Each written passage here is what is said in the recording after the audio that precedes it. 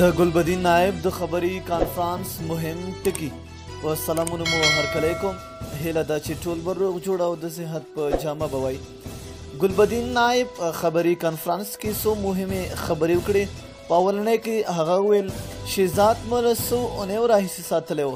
فکر مو کاوه چې وبه رغېږي ځکه د هغه موجودیت د افغانستان په ګټه و، خو چې ونه رغېده بیا یې بدلول د افغانستان په ګټه و. اکرام علي خیل ځوان خو ښه لوبغاړی دی. دویم، د نیوزیلینډ سره لوبې ته پلان دا دی چې خپله طبیعي لوبه وکړو، مثبت فکر سره ولوبېږو، 50 اورونه ولوبو او ښه پیل ولرو.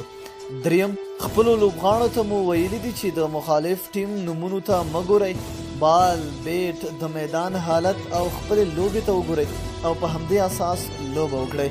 څلورم، نیوزیلینډ تر آسټرالیا غښتلی بالینګ نه لري چې هغوی مو ولوبول، دوی هم ښه لوبولی شو. موږ د کوالټي بالینګ ترڅنګ کوالټي بیټینګ هم لرو، په دې هیله چې ښه لوبه وکړو.